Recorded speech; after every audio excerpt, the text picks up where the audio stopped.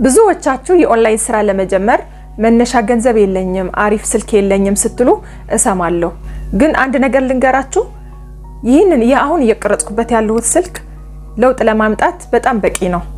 ዛሬ በቤታችሁ ናችሁ ያለምንም ገንዘብ ያለምንም ወጪ ልትጀምሯቸው የምትችሉ የቢዝነስ ሀሳቦች ይዤላችሁ መጥቻለሁ። በተለይ የሶስተኛው መንገድ ለብዙ ኢትዮጵያውያን ወጣቶች የገቢ ምንጭ እየሆነ ያለው መንገድ ነው። እስከ መጨረሻ ተከታተሉኝ። ሰላም፣ ሄለን እባላለሁ። ዛሬ ስለ ኦንላይን ቢዝነስ እንነጋገራለን። አሁን ላይ የምነግራችሁ ሀሳቦች እኔም ይሁን ጓደኞቼ ሞክረናቸው በጣም ለውጥ ያየንባቸው የኦንላይን ቢዝነሶች ናቸው። ላይክ ሼር እያደረጋችሁ እስከ መጨረሻ ከኔ ጋር ቆዩ። ሶሻል ሚዲያ ማኔጅመንት ነው። ሶሻል ሚዲያ ማኔጅመንት ማለት ለድርጅቶች ስራ ማቅለል ነው። በአሁኑ ሰዓት በየቦታው ብዙ ሱቆች፣ ብዙ ቡቲኮች፣ ብዙ ሆቴሎች ሶሻል ሚዲያ ላይ መሳተፍ ይፈልጋሉ፣ ግን ደግሞ አያውቁትም እንዴት እንደሆነ፣ እንዴት ኤዲት እንደሚደረግ፣ እንዴት ስክሪፕት እንደሚጻፍ ብዙ ነገር አያውቁትም።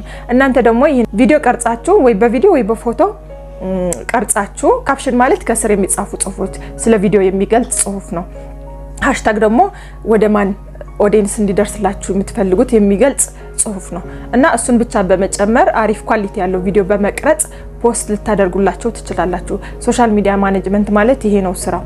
በእርግጥ መጀመሪያ አዲስ ጀማሪ ሆኑ ይከብዳል፣ መንገዱን አታውቁትም፣ ግን ደግሞ አንዴ እስከምትለምዱ ድረስ ነው።